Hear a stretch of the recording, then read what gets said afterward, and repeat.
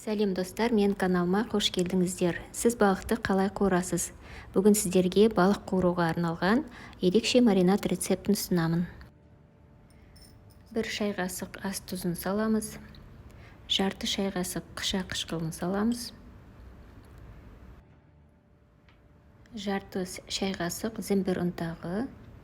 Жарты шай қасық паприка саламыз.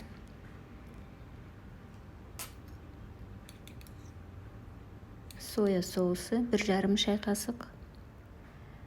Терияки соусы 1,5 шай қасық. 2 ас қасық сұйық май. 1 жұмыртқа.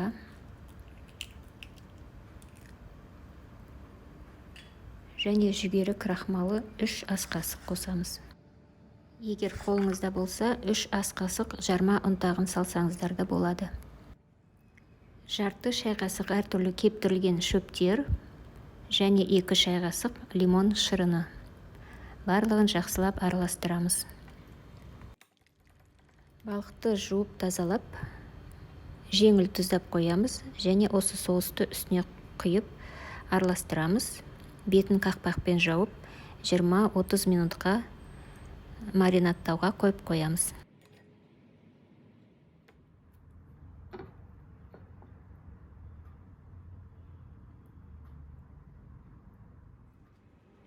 Пеште пісіру үшін формаға фольганы төсейміз және өзіңіз ұнататын көкөністермен араластырып, оларға тұз қосып, бұрыш қосып, балықпен бірге саламыз.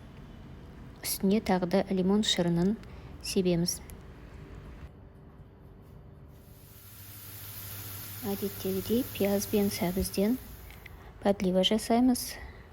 Тұз, бұрыш, паприка, соя соусы және терияки соусын қосуға болады.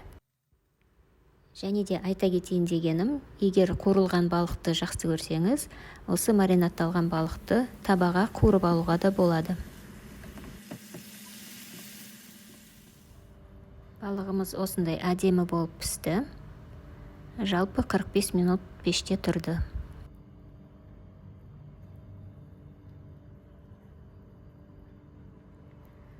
Бұл балықтың дәмі керемет болды, өте жұмсақ, ал иісі тәбетіңізді ашады.